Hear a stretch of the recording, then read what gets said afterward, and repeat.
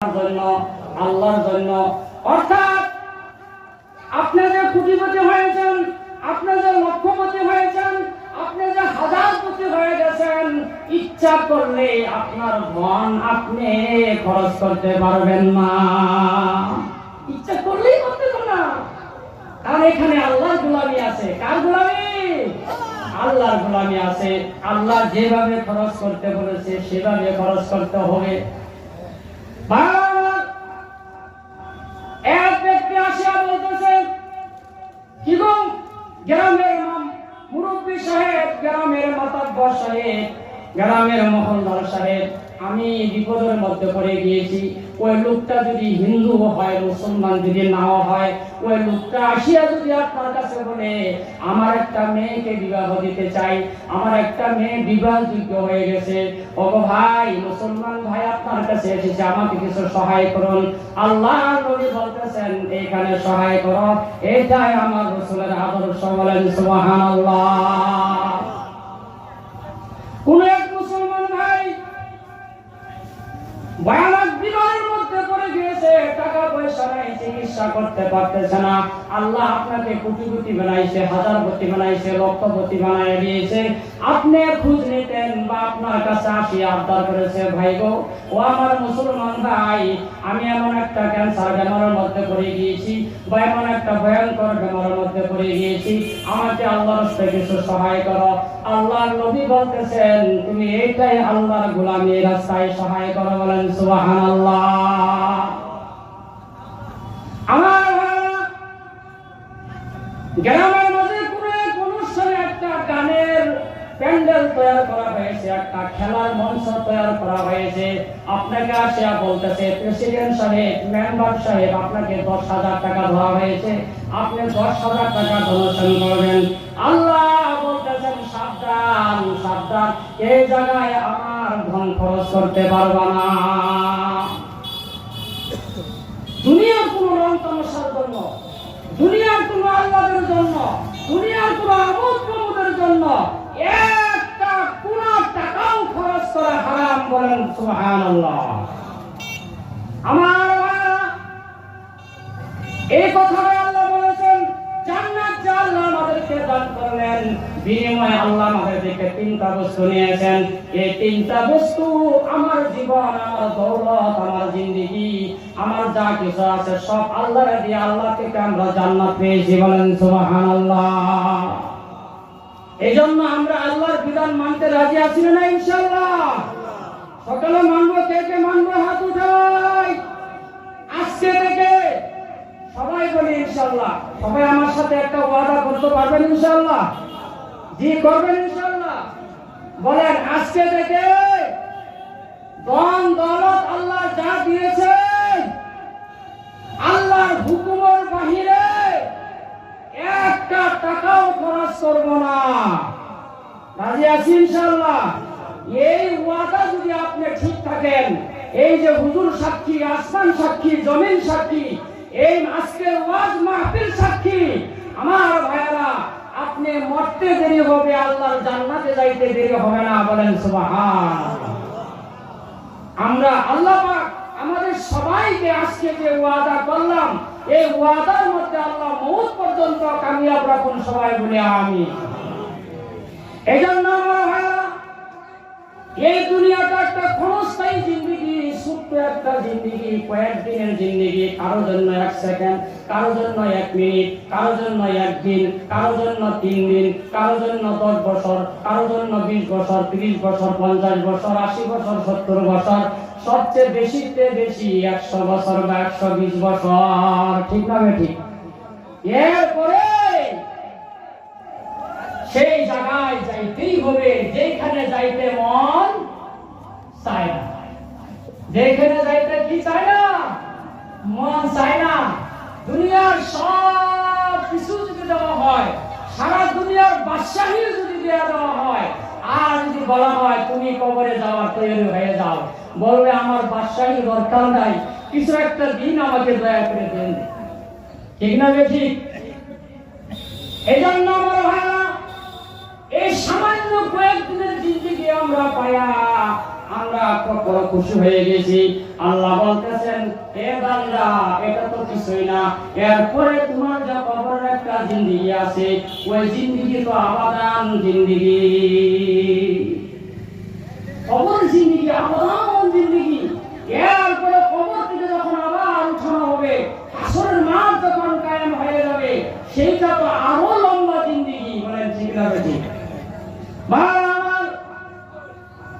একটা মানুষ যদি ভালো কাজ করে যায়, 5 ওয়াক্ত নামাজ যদি আদায় করে যায়, জীবনে যদি কারোর অন্যায় না করে, কারোর সাথে জুলুম যদি না করে, কারোর ক্ষেতের আইন যদি না ভাঙে, মিথ্যা কথা যদি না পায়, মানুষ যদি কোনোদিন কারোরে ঠকায় না, আর ওই মানুষটা আল্লাহরে যদি ভয় করে, আল্লাহর দ্বীনে যদি মহব্বত করে, আল্লাহর রাসূলকে যদি ভালোবেসে দুনিয়া থেকে বিদায় হয়ে যায়, তাহলে ওই মানুষটা কবরে যাওয়ার সাথে সাথেই তাকে 3টা প্রশ্ন করা হবে।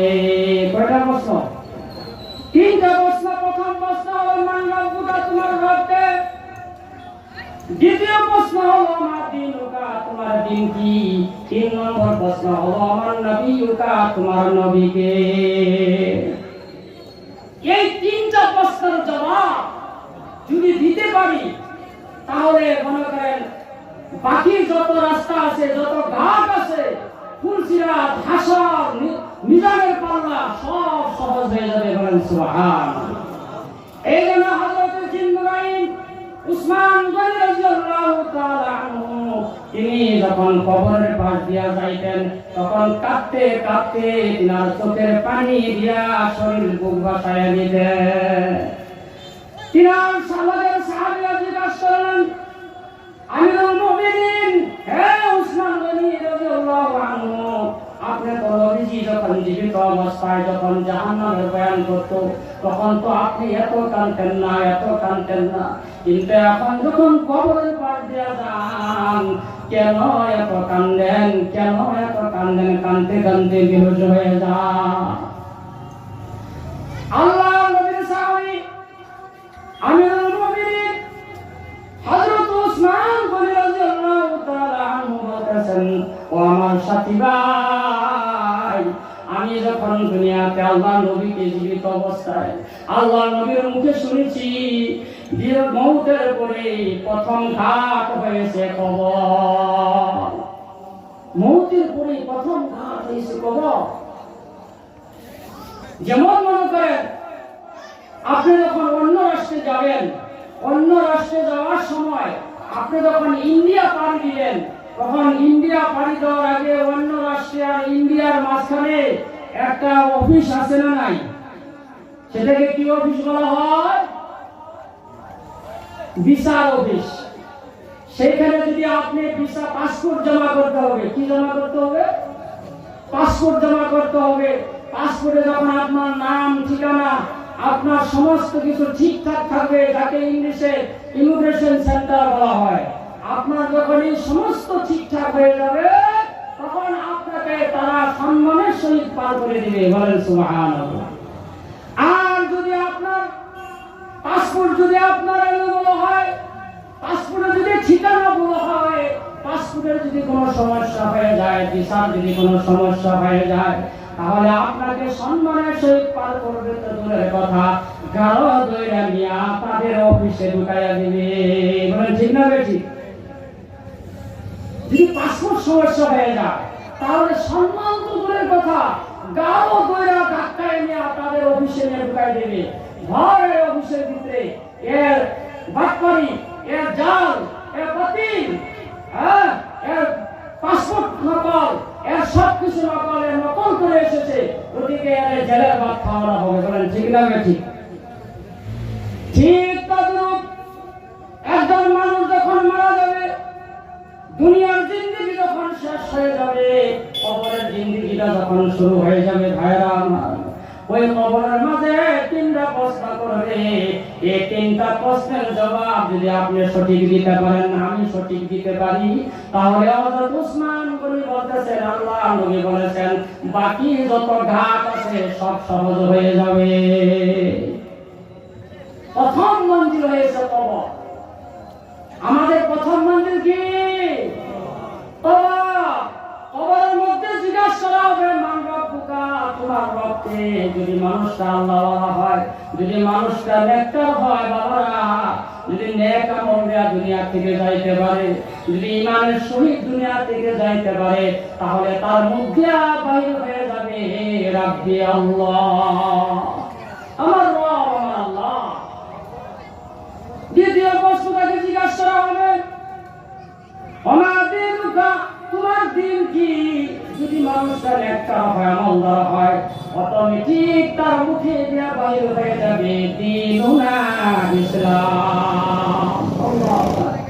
আমার দিন হয়েছে ইসলাম, আমার মুজাহাব ছিল ইসলাম, আমি ছিলাম মুসলমান, আমি ইসলাম ধর্ম দুনিয়াতে মানিয়েছি, ইসলাম ধর্ম আমার জীবন ব্যবস্থা বানিয়েছিলাম। এরপরে 3 নম্বর প্রশ্ন করা হবে ওমান নবিয়ুকা, তোমার নবীকে হাদিসের মধ্যে এসেছে, কোন হাদিসের মধ্যে এসেছে ডাইরেক্ট নবীজি চেহারাটা মদিনা মুনাওয়ারার সাথে তার কবর থেকে শুরু করে দেওয়া হবে, খুলে দেওয়া হবে রাস্তা, কবরের রাস্তা আর মদিনার রাস্তা, ওখান থেকে ডাইরেক্ট দেখানো হবে এই লোকটাকে, এই লোকটা ছিলনি। যদি মানুষটা নেক আমলদারি হয়, 5 ওয়াক্ত নামাজ যদি করে যায়, মা বাবার খেদমত যদি করিয়া যায়, মা বাবাকে যদি খুশি করিয়া যায়, উলামায়ে কেরামকে যদি সম্মান করে যায়, নবীর দ্বীন ইসলাম যদি পরিপূর্ণ মেনে যায়, কোরআন হাদিস যদি জীবন ব্যবস্থা বানায়া যায়, তাহলে ওই লোকটা সরাসরি বলে দিবে এই লোকটা হলো হাযা নবিয়ুনা মুহাম্মাদুর রাসূলুল্লাহ সাল্লাল্লাহু আলাইহি ওয়াসাল্লাম।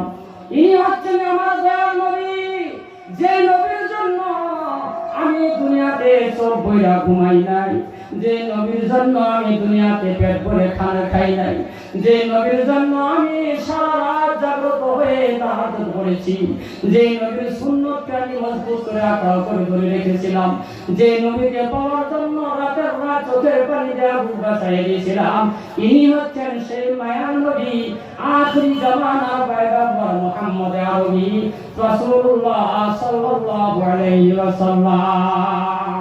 আল্লাহু আকবার। এরপরে আল্লাহ রাব্বুল আলামিন ফেরেশতাকে আহ্বান করবে, ফেরেশতা জলদি এসে যাও, আমার এই মহব্বতের বান্দা আমার দোস্তকে জান্নাতে নিয়ে যাও, তাকে জান্নাতের মাঝে জান্নাতের বিছানা বিছায়া দাও। সুবহানাল্লাহ। আল্লাহ ফেরেশতাকে আল্লাহ বলে দিবে, শুধু জান্নাতের বিছানা নয়, জান্নাতের পোশাক পরিধান করায়া ওই জান্নাতের মধ্যে তারে শোয়ায়া দাও। সুবহানাল্লাহ। আমরা জান্নাতের পোশাক চাই কি চাই না? জান্নাতের বিছানা চাই কি চাই না? তাহলে আল্লাহর কাম করতে রাজি আছে তো ইনশাআল্লাহ। এরপরে আল্লাহ পাক বললেন, ফেরেশতা একে জান্নাতের বিছানা বিছায়াকে শোয়া দাও। ফেরেশতাই ঘোষণা দেবে, নাও ঘুমাও। ফেরেশতাই বলবে, নাও ঘুমাও। তানাউমুল উরুজ ইলা ইয়াউমিল কিয়ামাহ। আল্লাহু আকবার। ঘুমাও। মায়ের পেটে যেমন ছিল শান্তিতে ঘুমে, ফুলসজ্জার রাতে যেমন ঘুমাইছিল শান্তিতে ঘুমে, ওরে আল্লাহর বান্দা দুনিয়াতে জীবনটা কুরবানি করে এসেছো আল্লাহকে পাওয়ার জন্য, আল্লাহর নবীকে পাওয়ার জন্য, আল্লাহকে খুশি করার জন্য রাত জাগ্রত হয়েছো। রাতে শুধু 2টা চোখের পাতি একখানা করো নাই, সারা রাত কোরআন তেলাওয়াত করেছো, বড়দেরকে সম্মান দিয়েছো, মা বাবাকে সম্মান দিয়েছো, উস্তাদকে সম্মান দিয়েছো, উলামায়ে কেরামকে সম্মান দিয়েছো, হক হালালকে যাচাই করে জীবন যাপন করেছো। কোনদিন মানুষে কাঁদাও নাই, কোনদিন মানুষে কষ্ট দাও নাই, কারো বাতরের আইল ভেঙে দাও নাই, কারো খেত দখল করো নাই। বান্দারে, যারে পাওয়ার জন্য, যে আশা পাওয়ার জন্য, যে খুশি পাওয়ার জন্য, যে আরাম পাওয়ার জন্য এত কষ্ট করছিলাম, আজকে সে আশা আল্লাহ তোমাকে পুরা করে দিয়েছে। সুবহানাল্লাহ। ঘুমাও, কিয়ামত পর্যন্ত ঘুমাও, কেউ তোমাকে ডিস্টার্ব করবে না। বলেন সুবহানাল্লাহ। এই জন্য আমার ভাই আল্লাহ পাক বলেন, ওয়াম্মা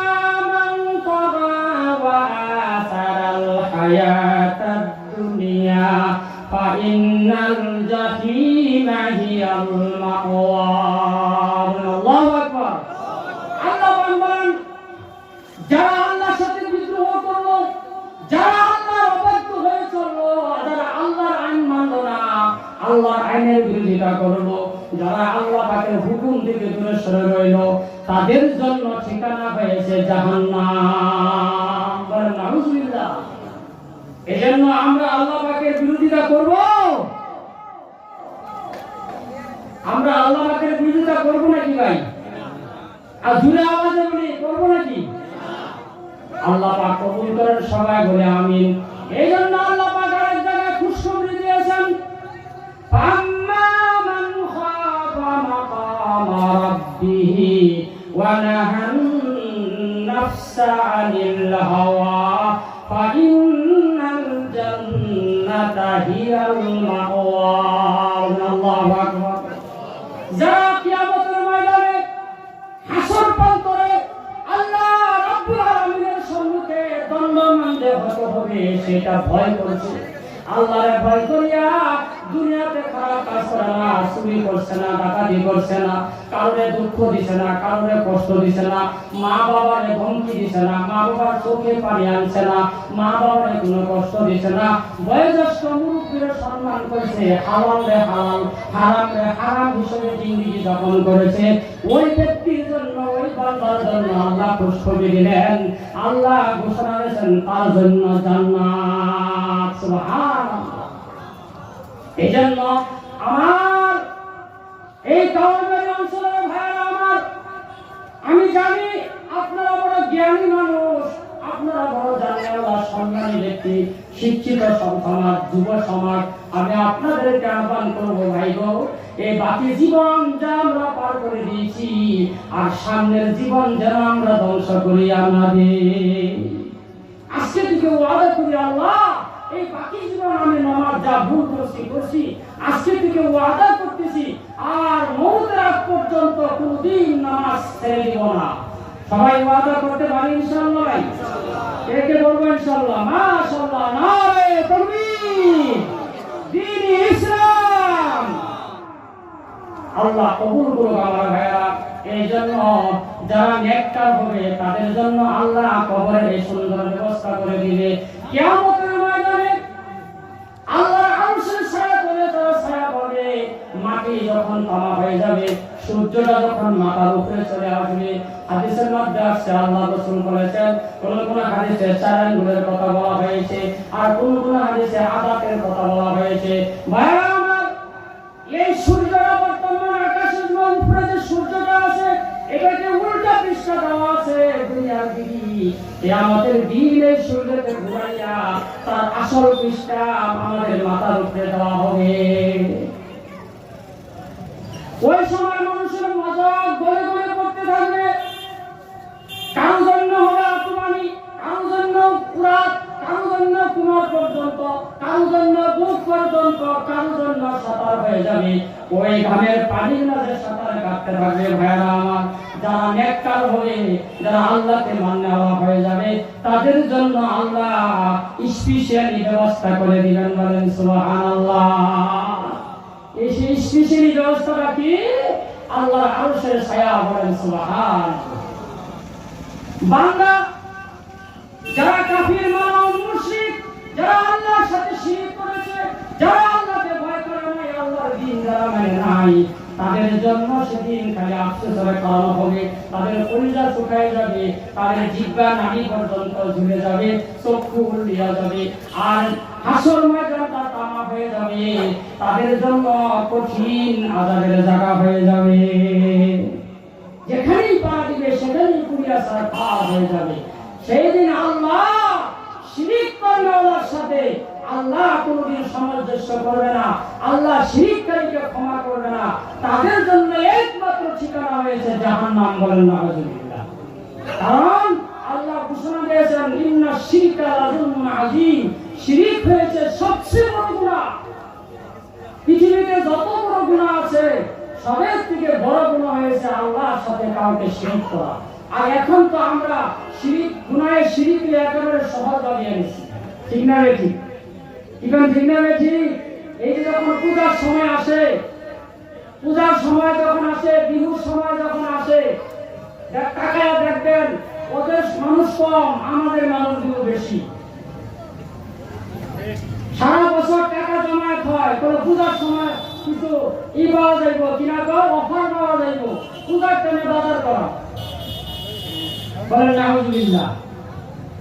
ভাইরা আমার, আপনার উপযুক্ত মেয়ে, বিবাহযোগ্য মেয়েকে নিয়ে আপনি আপনার পরিবারকে নিয়ে, সুন্দরী বিবিকে নিয়ে আপনি বাজার করতে গেলেন, তাও পূজার টাইমে বাজার করতে গেলেন।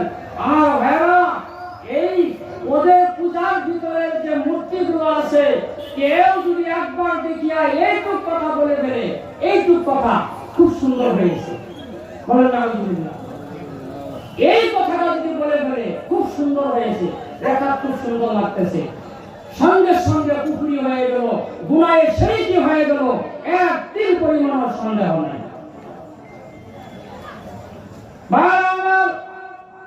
আমাদের খুশির জন্য আল্লাহ আমাদেরকে দুইটা ঈদ দান করছেন। কয়টা ঈদ দান করছেন? দুইটা ঈদ আল্লাহ দিয়েছে। একটা হলো রোজার ঈদ, আর একটা হলো কুরবানির ঈদ। যত কিনা টাকা দরকার আছে ঈদের সময় করেন, কোনো অসুবিধা নাই।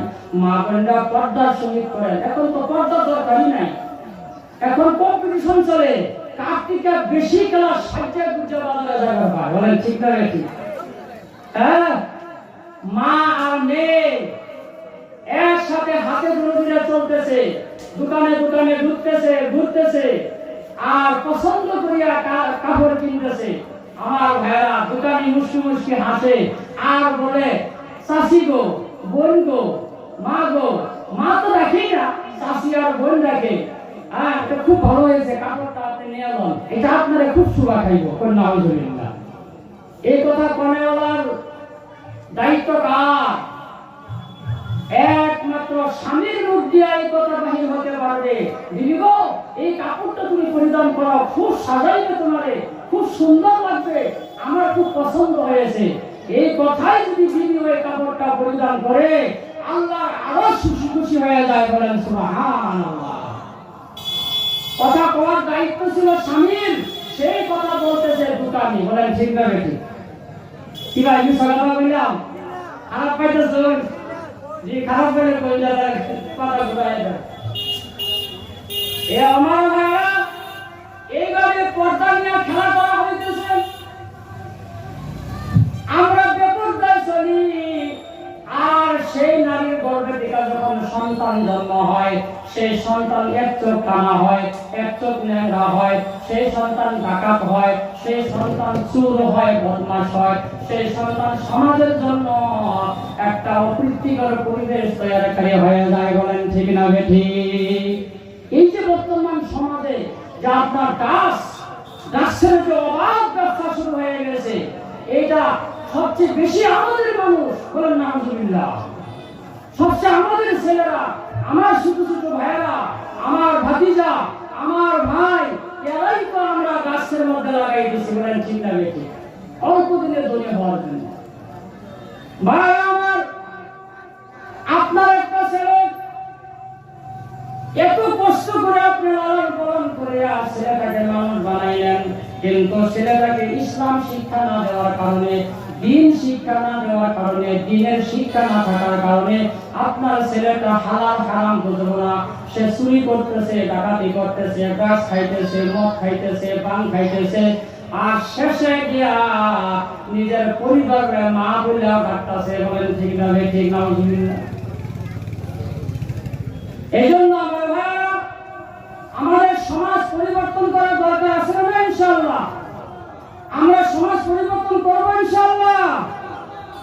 আজকে থেকে দায়িত্ব নেই যে আমি আমার সন্তানকে আমি ইসলামী শিক্ষার দ্বারাই, ইসলামী পরিবেশ দ্বারাই, ইসলামী কালচার দিয়া আমি আমার সন্তানকে পূর্ণ একজন মানুষ রূপে গড়ে তুলবো। কে কে রাজি আছে? হাত উঠাই ইনশাআল্লাহ। মাশাআল্লাহ, নারায়ে তাকবীর। যারা হাত উঠালেন না, তারা কি সন্তানদের মানুষ করবেন না? ভাই না, বহু যুবক ভাইরা বিবাহ করেন নাই, বিবাহ করবেন তো ইনশাআল্লাহ নাকি? নিয়ত করে ফেলি ভাই যে আমাদের সন্তানদেরকে আমরা দ্বীনি শিক্ষা দিয়া দুনিয়ার শিক্ষা শিক্ষিত করব, আখিরাতের শিক্ষা শিক্ষিত করব, পূর্ণ একজন মানুষ রূপে আমরা ভালো একজন শ্রেষ্ঠ সন্তান হিসেবে আমরা গড়িয়া তুলব। সবাই রাজি আছে? হাত উঠাই ইনশাআল্লাহ। মাশাআল্লাহ, নারায়ে তাকবীর। জি, আমি আমার সময় শেষ হয়ে যাইতেছে, আমি ছেড়ে দিতেছি ইনশাআল্লাহ। আর একটা কথা বলিয়া ভাই, এই যে আপনাদের রাস্তার ওই পাশে মসজিদ, যে মসজিদের জন্য আজকে আমাদের যিনি সবার উদ্দেশ্য ব্যাখ্যা করেছেন হযরত মাওলানা সাহেব, উদ্দেশ্যের মধ্যে তিনি বলেছেন, প্রথম বলেছেন হেদায়েতের কথা। হেদায়েত আমরা নিজেরা চেষ্টা করতে হবে, হেদায়েতের রাস্তা আমরা অবলম্বন করতে হবে। ভাই, যারা মুরব্বী, বয়োজ্যেষ্ঠ মুরব্বী, তিনারা এক